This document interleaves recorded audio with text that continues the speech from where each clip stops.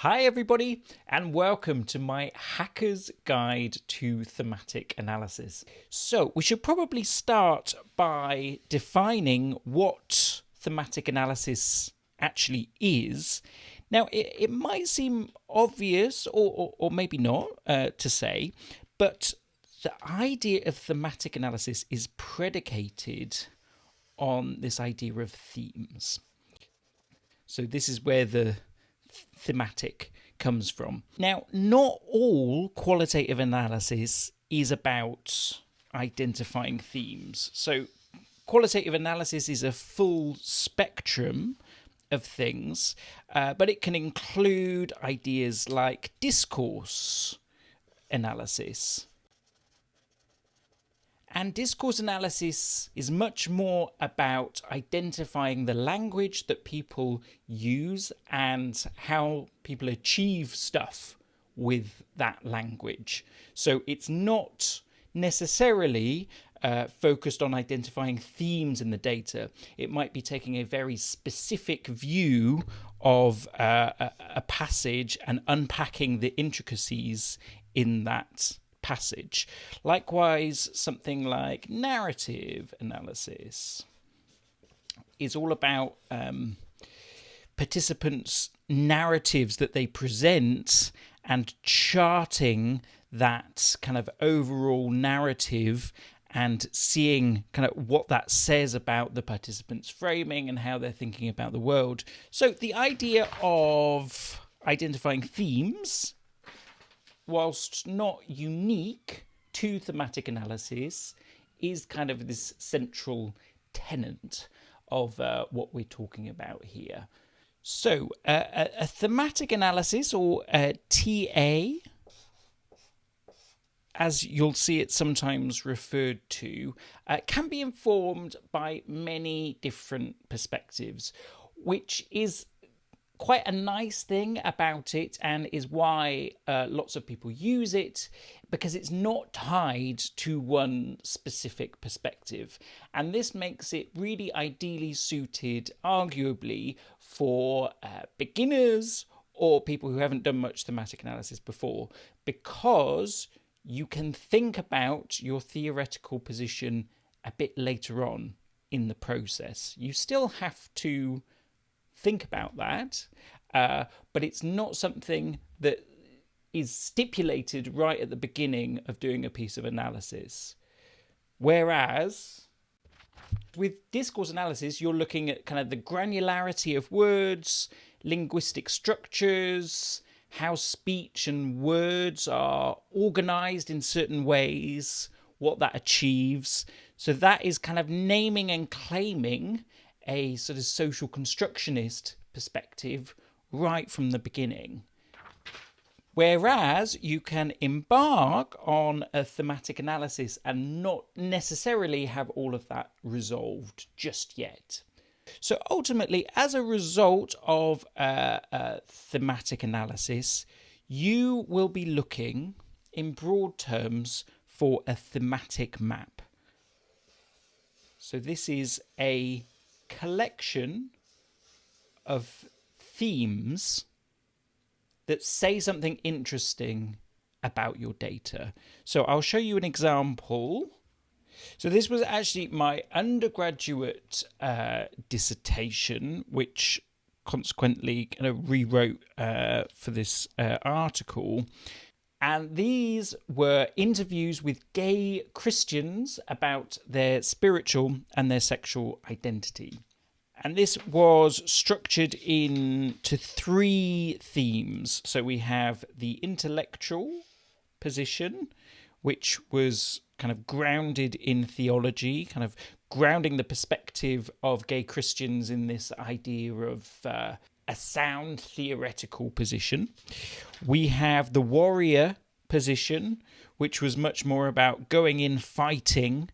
And then we have the consolidator position, which was a lot more kind of softly, and was a way of kind of navigating the homophobia of the Christian church in a more cozy kind of way. Now, these weren't actually my original themes. Originally, I had a whole bunch of different ways of thinking about this. So one was that there's a battle. Gay is good, I think, was another theme originally. I think sex is spiritual. But then through a process of kind of revising this story, I formulated the whole thing as a battle, and that there were these three kind of fighting styles. So yeah, battle became kind of the whole focus of that analysis. And even when I wrote this up for my undergraduate dissertation, this consolatory position, the name of that theme in my original dissertation was Softly, Softly. But we changed it when we kind of wrote it up, because these kind of one word theme descriptions were a bit more apt and a bit more descriptive and told a better story. So even though in your writing you will often write in a very assured kind of way, themes are flexible and there are always multiple interpretations. So the original thematic map that I had of whatever themes, that could have told a perfectly good story about the data. The fact was I kind of sat with it a bit more, and there was this positioning against religious homophobia, which was a more compelling story of the data and related to the literature in an interesting way.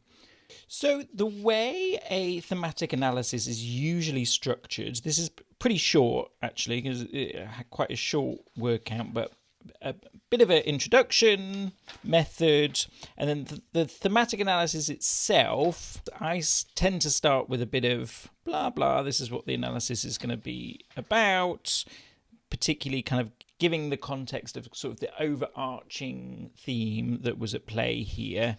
And then we have our theme name. So theme, and then you have a little bit of explanatory prose, then you have a quote. And then you kind of explain what that quote means. And then you might have a bit where you do two quotes at the same time. And then a little bit of explanatory prose. I like to bring in literature as I discuss. So you can be saying, okay, this idea relates to this idea in the literature. And you can see that I'm doing the same down here, bringing in some literature to kind of back up that point. You can also use quotes within your analytic narrative. So here I'm quoting directly from some participants, and this sort of backs up the narrative that I'm using. It's like Jane uses this, or Peter uses this. So you can see here I'm using some quotes within the analytic narrative to further back up my claim. Interesting, this was a comment from the reviewers that there weren't any quotes from bisexual men, and they found that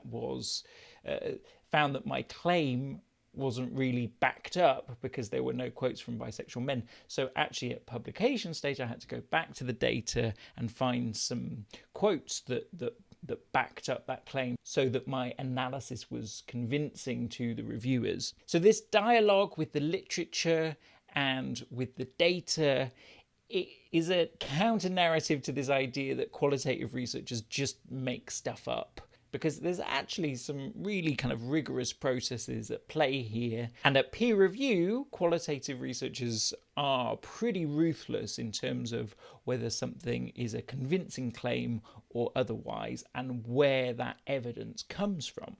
So anyway, a thematic analysis looks a little bit like this. Again, this is a pretty short example. PhDs, obviously, are a bit longer, and you might find that you're using a theme per chapter. That's often kind of how it works in PhDs. Or you might find that a thematic analysis is a sort of smaller part of what you're doing. So it's probably a reasonable question to ask at this point is why?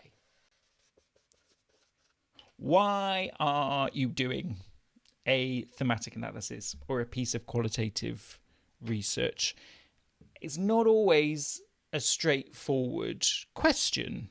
It might be an exploration.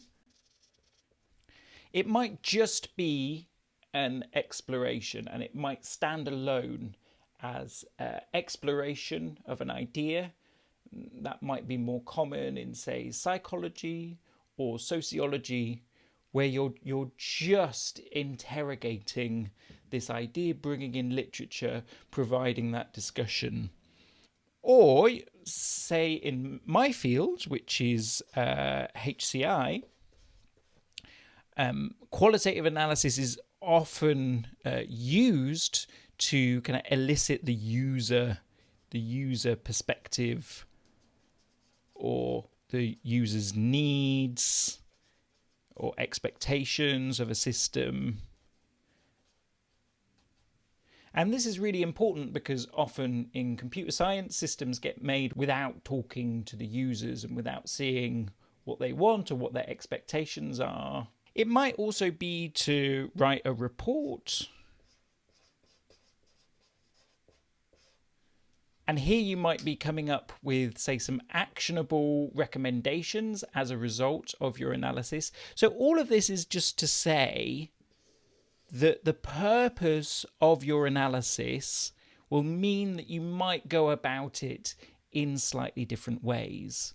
But certainly I think a good way of thinking about this is, why would you be using a qualitative methodology rather than a quantitative methodology? So, these kind of Likert scales where it's like, tell me how you feel on a scale of 1 to 10, how you feel about that. If what you want from an analysis is did something work or not, then you might well be more suited to a quantitative methodology. But if you're open to exploring ideas, unexpected outcomes, a kind of rich dive into a topic, then a qualitative methodology is often used in those circumstances. So going back to this kind of example where your endpoint is you've got some themes, you've got some quotes, you've got some analytic narrative. How do you get to this position? Well, we usually think about these higher level themes as being made up of codes. When you're looking through data, often you want to jump to themes really quickly. You go, oh, there's a theme about this. Definitely, there's a theme about that. But we talk about it being best practice to go through and systematically code your data. And I'm going to talk you through how you might do this. And it's really how you get to these higher level themes is through thinking about these lower level codes. But before we talk about that, we need to talk about what is data, which is quite a big philosophical question, but we're going to try and tackle it.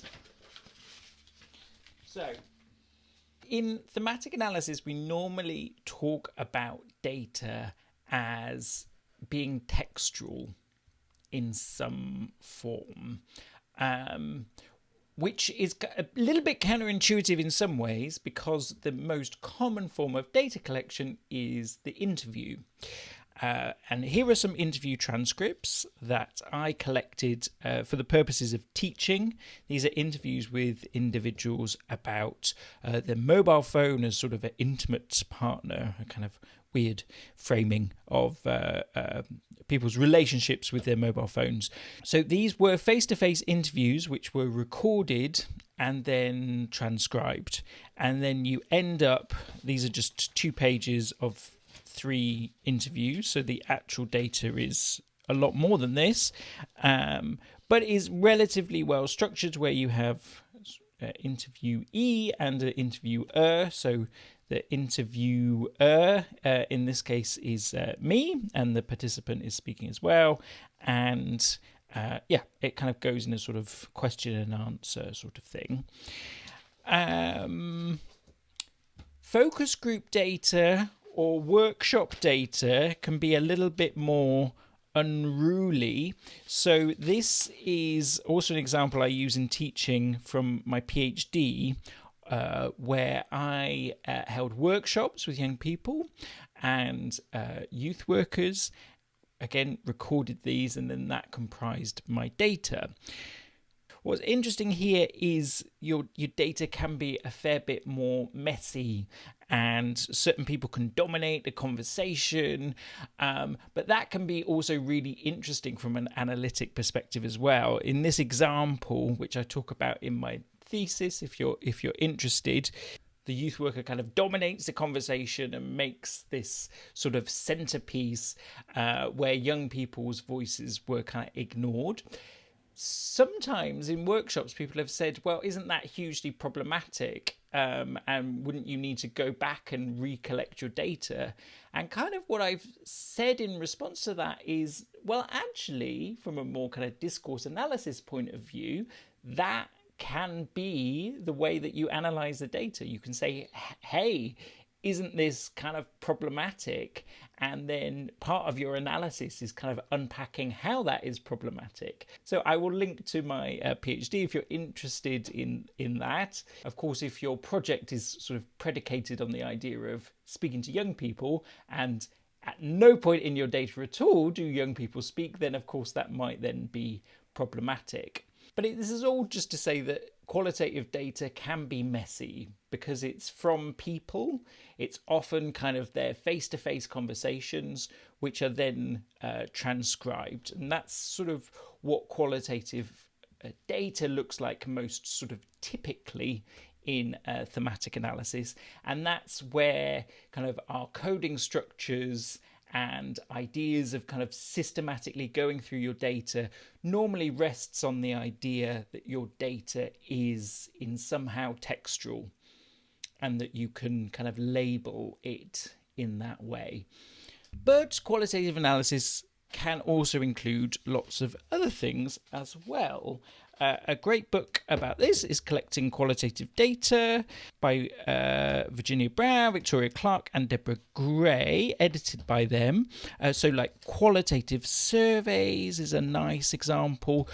Story completion tasks is a method that I've used quite a lot, actually, getting participants to write stories and then analysing those stories for the themes and ideas that are present in those narratives that participants give. But there's things like vignettes, solicited diary method. Diaries are super interesting. Media data, talkback radio, blogs. This was written a few years ago now, so we sort of... there's also social media data as well. This is more about kind of forums, email interviews, kind of instant messenger interviews, virtual face-to-face interviews, back when those were a bit more unusual. But all of this is thinking about data as something textual. There's some sort of objectivity to it as well. And I think that's kind of an important thing to think about. So field notes, for example, lend themselves a little bit less well to thematic analysis because they've kind of already gone through a process of interpretation, unless you're being really sort of systematic about those observations. Because in thematic analysis, you're adding kind of this other layer of interpretation. So if you've already kind of got these subjective observations about, say, a social context and kind of the things that are going on there, it's kind of a bit more difficult to think about going through that and coding it systematically. It's kind of problematic to think about it this way, but there's kind of a ground truth of like, okay, you have your objective data and you're offering a kind of subjective interpretation of that, which is your analysis. You can also think about visual methods, and if you're interested in this, can't recommend enough this book by Paula Reevey, Visual Methods in Psychology. Kate Gleason has a chapter on polytextual thematic analysis. So if you're interested in using images as analysis, she offers a really interesting framework here. I think it's worth noting with visual stimulus, you kind of have a different relationship with your data, and the different references that Kate Gleason talks about include Sarah Pink doing visual ethnography and Gillian Rose's visual methodologies, which kind of detail this more sort of reflexive engagement with visual stimuli. Certainly as a beginner, I would recommend you think about your data predominantly as a textual artifact. It may have been a face-to-face conversation, but it's then translated into something textual, which you can then work with as your raw materials. So in thematic analysis, we normally think about the process of analysis starting once you have all of your data. And this isn't always the case. So if people are using sort of some form of grounded theory, for example, the idea is that you go through and analyze your data as you're doing your field work. So it kind of one informs the other. But in thematic analysis, it's sort of the standard practice is to collect all of your data, and then you have your data set, and then you start your process of analysis. The sort of 6-stage process that people think about a lot in thematic analysis is this idea of immersing yourself in the data. And this is something, this was my contribution to the recent Brown and Clark book on thematic analysis, this idea of familiarization doodles. So the gay Christian example that I used earlier, I had these doodles. I listened to the interview transcripts and I kind of doodled as I listened to those transcripts, and that really helped me kind of pick out certain sort of pertinent insights from it. And you can even see, if you look closely, I wrote battle down here, battle ongoing, and battle then, and battle up here, battle language, and that became the thrust of my analysis. So I think that kind of illustrates how it's not a waste of time to really immerse yourself in your data, and you should think about ways of doing that kind of fit with your sensibilities. Often it may just mean reading the data lots and lots. But once you've read through the data a few times, maybe made a note of some ideas with a pencil, or put them in a separate notebook, however you want to do that, then it's a case of going through and systematically coding your data. So there's lots of software that's available that some people find super helpful. So NVivo is probably the most popular piece of software for doing this, but there's also a popular one is CAQDAS, kind of this all-in-one suite. There's also online software such as Deduce, and these are particularly good for collaborating with other people if multiple people are coding the same transcript. You do have to be a little bit careful, though, about data protection, particularly if you're in the EU or are subject to GDPR. Where is that data going? What permission have you got to put that data on a cloud, a random cloud kind of service, for example? My issue with these softwares is that it forces you into a coding structure that might not necessarily kind of fit with what you want to do. And I think we find this with quantitative analysis as well. People kind of view being good at quantitative analysis as being good with the piece of software, which is absolutely not true. The software is just a tool to enable you to do what you need to do. So to my students, I always recommend starting by coding by hand.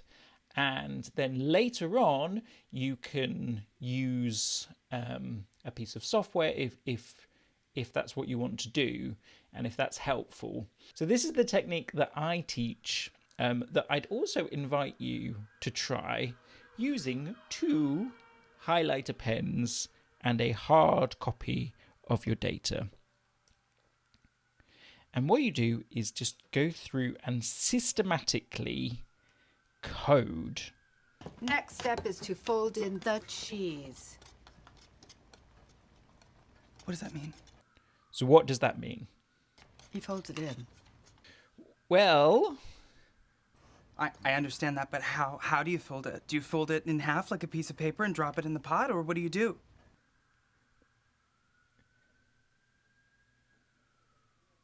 David, I cannot show you everything. Okay, well, can you show me one thing?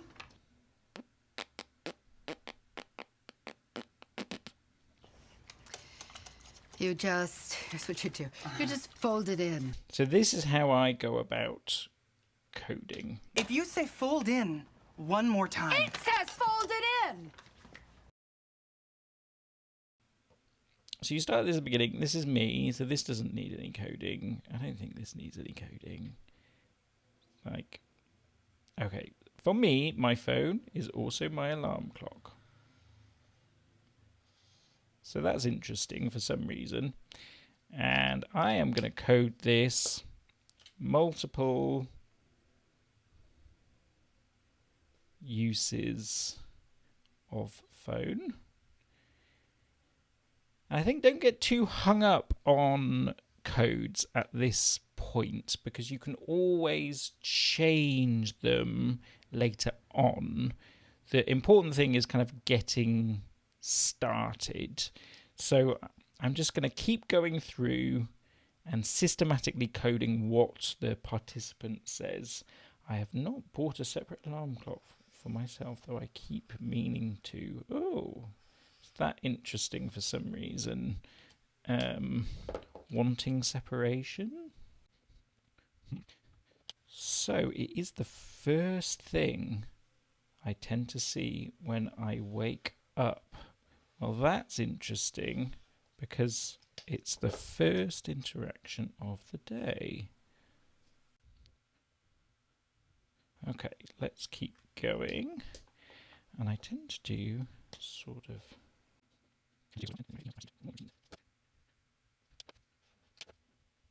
So you can use more colours than this, but the nice thing about having 2 different colours is you can sort of associate... Okay, so that code relates to that portion of text, that code relates to that portion of text. If I had another colour, which I do, I can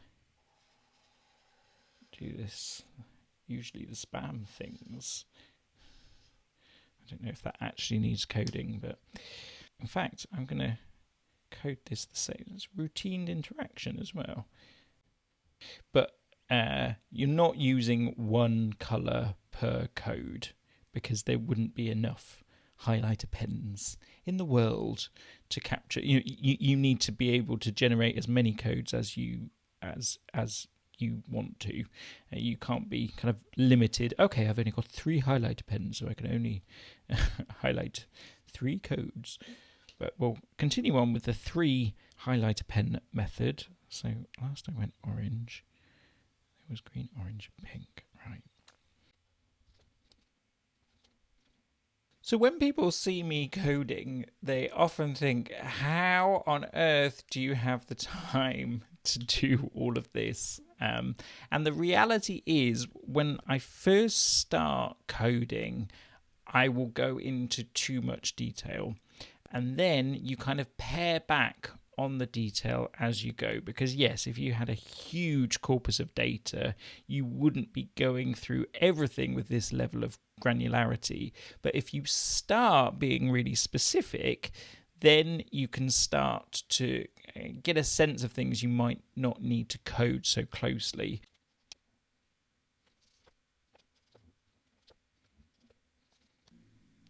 So you can see at this stage, I'm only on my second page of coding, but I'm already kind of repeating code across. So Sean is saying, so unless there's something particularly important that I need to do with it.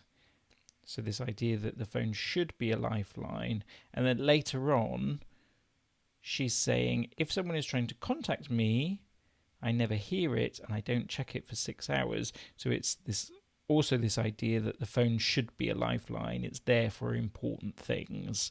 So now I've got the sense of a kind of coding of something that I'm coding for. It might become a little bit quicker as I work through the rest of the transcript and the other transcripts as well. Again, so this is if someone is desperately trying to contact me, like one of my flatmates or my landlords.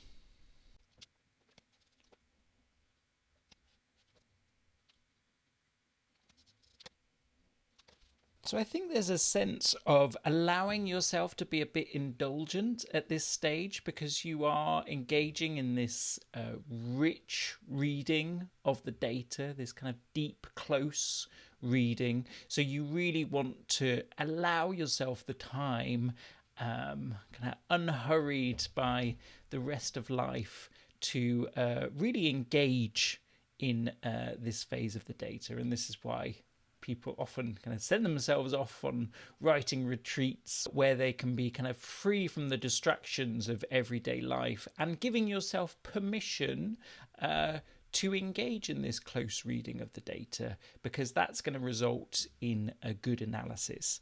Having said that, things are starting to get a little bit quicker now, because I'm on to my second interview transcript, and I'm finding, so sort of first interaction of the day also came up in this second interview with Mia. It would be easy for me to be like, aha, there's a theme. However, it's more likely that this is going to be kind of a smaller aspect of a theme. So don't be tempted to jump to themes too quickly. At this stage, it's all just coding.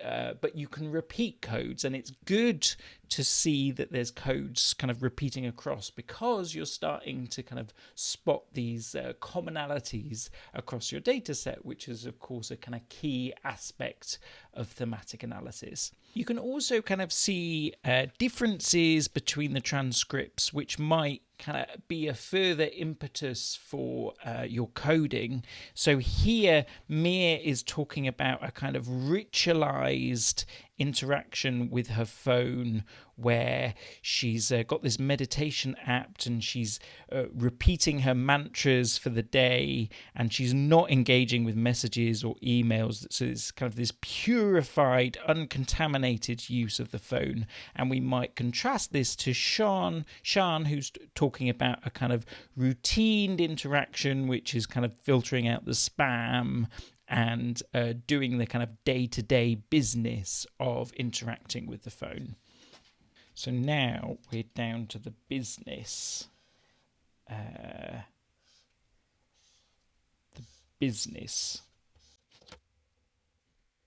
So I might actually go back to my original transcript here, and because you can kind of double code things as well. So it's kind of like the business.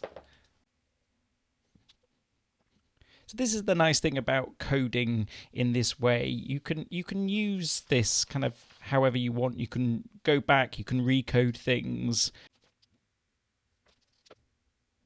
Business again. I'm getting quite hung up on business now, so I'm going to try and drop this kind of phone as a facilitator so that I can't be disturbed in any way. That relates back. Uncontaminated. Managing interruption is a interesting phrase here, sort of a managed interaction. And actually I'm going to go back to my Sean interview.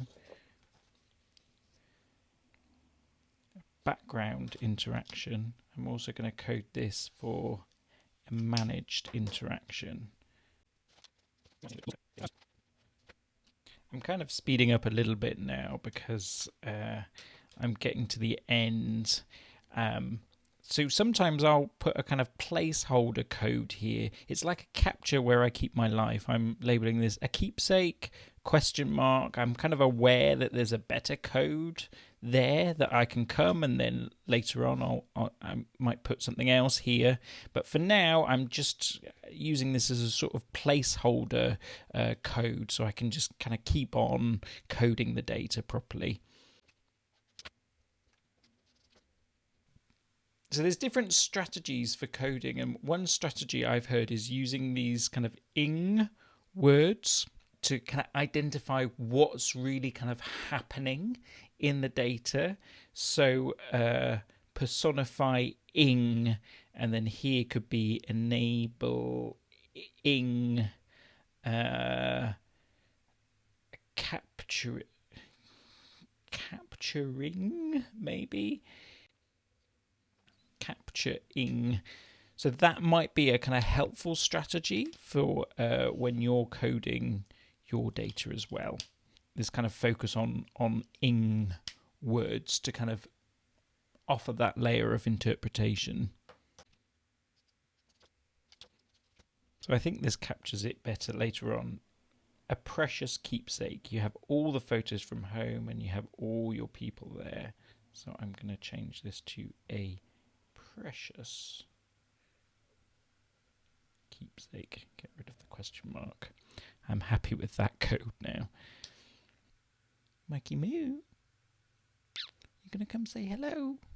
Come on. Mikey Moo says thematic analysis is rubbish.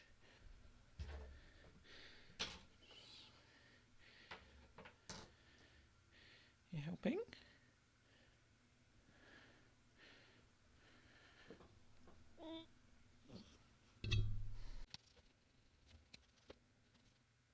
So you can see as I've kind of got to the end of the coding process, and there's only been like 6 pages here, but I am coding a lot less. I am reading everything, but what I'm coding for is becoming a little bit more intuitive because I've gone through this more kind of extensive coding process earlier on. Certainly kind of the first bit of coding for me is always very detailed and sometimes a bit overboard.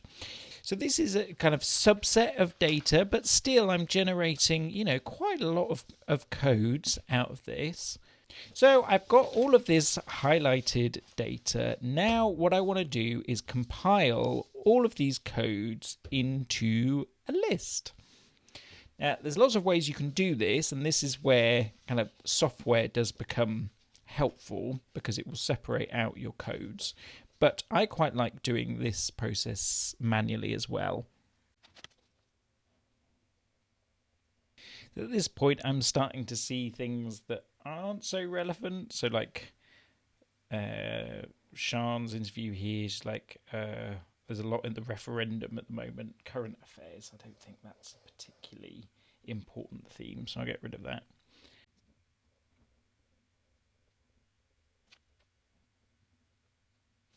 So So this way of writing out your codes manually from these transcripts is quite nice as well, because you can do a bit of live editing.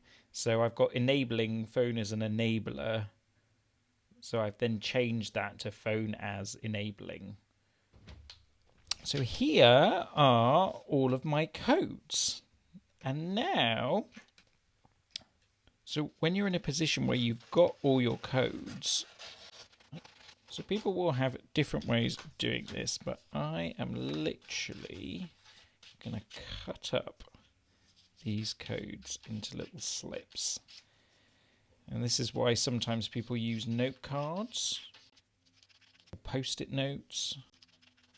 But you want to get your codes in a way that you can kind of rearrange them into little clusters.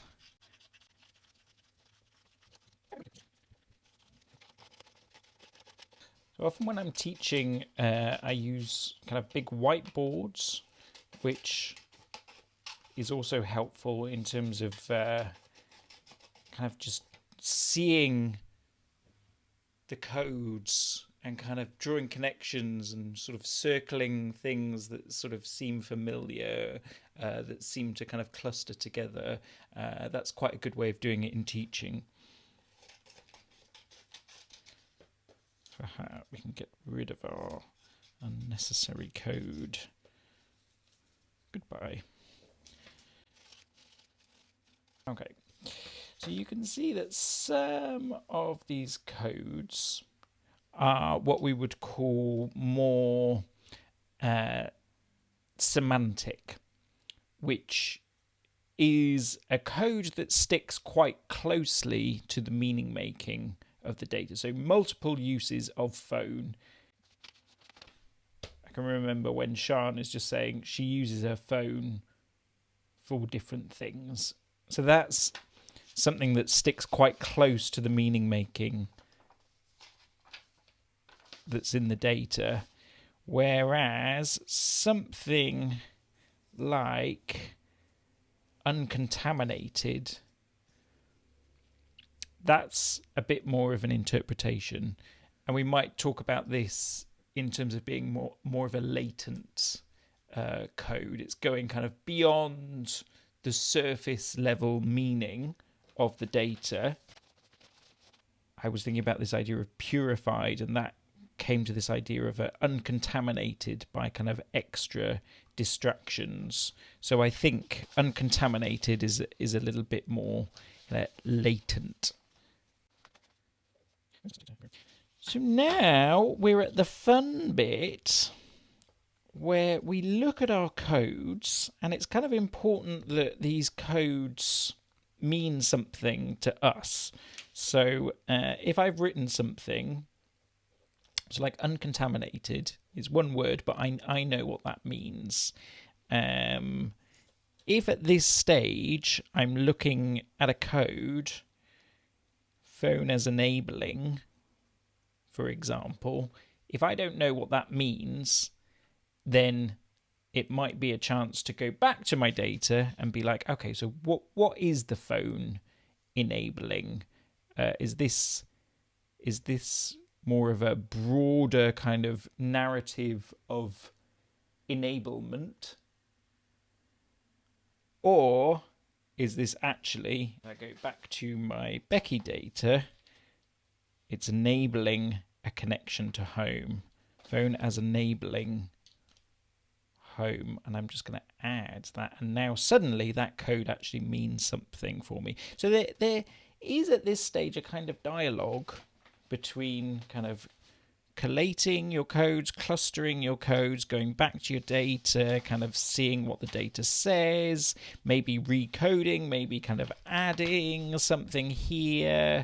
I really like this kind of paper tactile way of thinking about things and be like, oh, hang on, there was something over here that said this.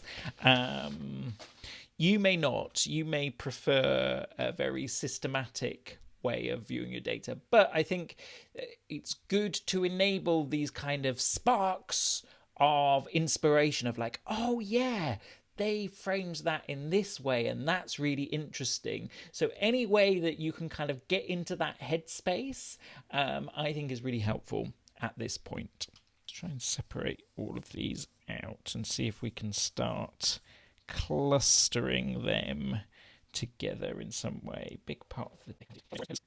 So helpful friend and my little helper are definitely things that might cluster together. Uncontaminated is sort of speaking to this managed interaction, this like routines interaction. I'm going to kind of put all of these together. Intrinsic to sense of self. That's kind of this fondness, talking about this kind of fondness towards the mobile phone. Precious keepsake again. This is a bit more this idea of being intrinsic to the sense of self. Enabling home. So it's okay for codes to kind of exist between themes. That's absolutely fine. Okay, the business, keeping distance. So I'm going through this process of sort of clustering the codes in thematic areas, kind of areas of commonality and of potential interest. At this stage, it's really helpful to be a bit ruthless with some of your codes. Notion of tracking. Not interesting. Doesn't come up anywhere else. I'm just going to get rid of it. Don't need it anymore. Dependent on others. I like this. This is kind of in this sort of my little helper theme, sort of potential theme, a managed interaction.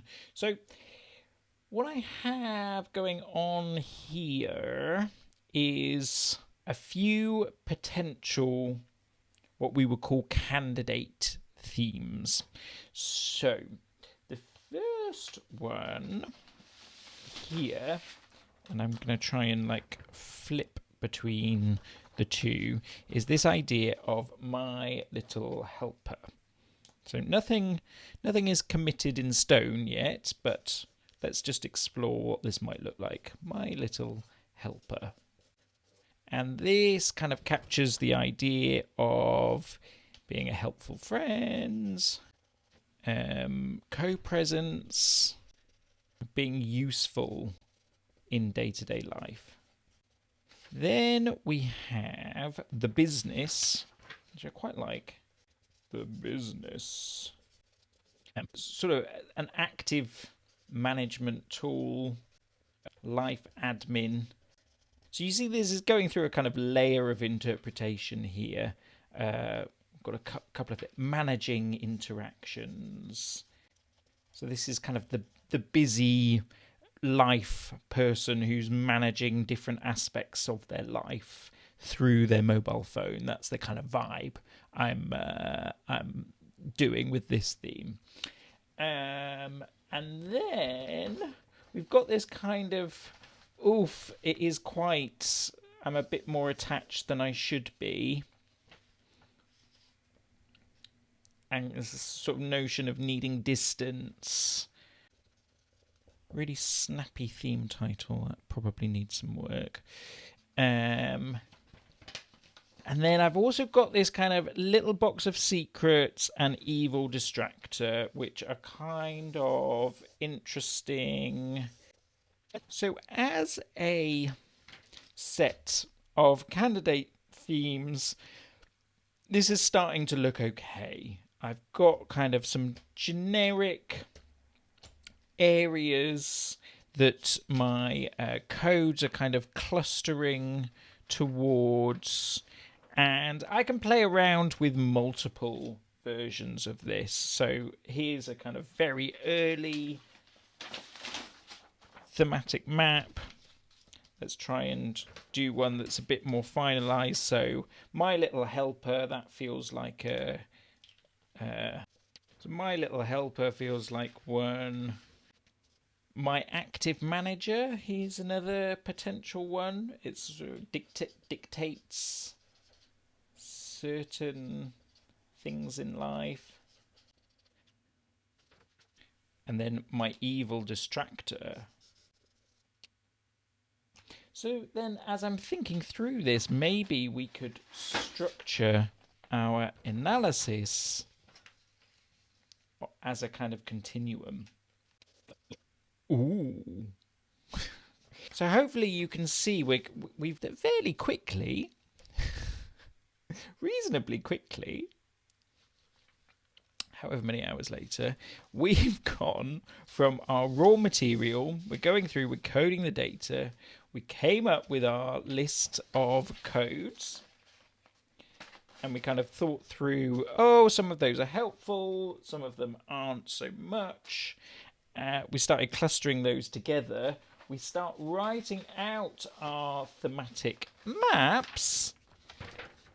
Like, there seem to be these kind of broad areas. And through this kind of process of drawing out different potential candidate themes, we get to a point where we have a narrative that makes sense and rings true to the data. And we'll sort of talk about a kind of reviewing process, a kind of rigor process at this point, where you kind of go back to your data and you see whether your themes kind of ring true to the data and they capture the data in a coherent way, and whether they speak kind of individually to participant narratives and to the kind of data set as a whole. So finally, I thought I'd show you my process of kind of translating that manual process back into digital form. I don't actually use any software to help me do this. I copy things between Word documents. So it helps to have quite a lot of screen real estate here. So I've got quite a nice big screen, which means I can open kind of multiple documents at the same time and copy things between them. So I have been known to have, 3 or 4 blank documents open that you can kind of click between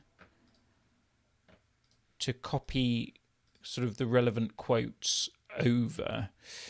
And I guess I might, but in this case, I think I'm just going to use two documents. So this is going to be, so then what I'm going to do here is I'll make a commentary on what I kind of think is interesting. Sian is saying that she has a ritual. So you can also go through your data and kind of copy things between documents, promote things to major themes, demote things to less major themes, and then start to write what you think is interesting. And the nice way of doing it this way is eventually you get something that starts to look like a first draft, because you have all these kind of associated quotes. You're starting to string together a narrative, first in kind of note form, and then you might start to structure that more into sentences. So you can see now I'm starting to write my analysis. I'm taking parts of the data that I've coded, I'm working through what's interesting, and I'm stringing that into what we kind of call the story of our data. And this is a kind of flexible process, so I might be going back to my data, revisiting my themes, and like, actually, I think we do need a business theme here because I'm not quite capturing the sense of the business. So then maybe the business is the kind of routine and has the potential to be an evil distractor. So you can see how a little bit of space from your data is often helpful for you to kind of clarify these links. Engaging with the literature is also helpful in thinking about the potential links to existing work and how the data speaks to existing ideas that are out there already, and this overall narrative of the data. Hopefully, you can see that thematic analysis is more than just creating bucket themes. So, for example, I could have a theme that said impacts of phone use, positive aspects of phone use, negative aspects of phone use, multiple uses of phone use. And that would tell a very kind of surface level story of the data. What we're doing with this kind of rich, engaged, deep reading of the data is we're eliciting some of that better, higher quality, qualitative insight, which is part of what makes qualitative research so exciting and so interesting. Part of what people struggle to get their heads around sometimes is that this is a deeply subjective process, which it absolutely is. There's a layer of subjectivity that you're going through in that interpretation, which is why Brown and Clark, in their more recent work, is kind of framing their approach. Hi, Coco. This is Coco. In Brown and Clark's most recent work, they talk about reflexive thematic analysis. So embracing your subjectivity, it is only through your interpretation that you're going to reach this higher level insight. So it's about embracing that. It's about acknowledging who you are, the purposes behind your analysis, what you're bringing to your analysis, and that positionality is evident in those higher level concepts that you're bringing out. Now, there is not one approach to doing this. I think what I want to highlight, though, is that there is no right way of doing it. However, the method that you adopt for doing a thematic analysis needs to be flexible enough.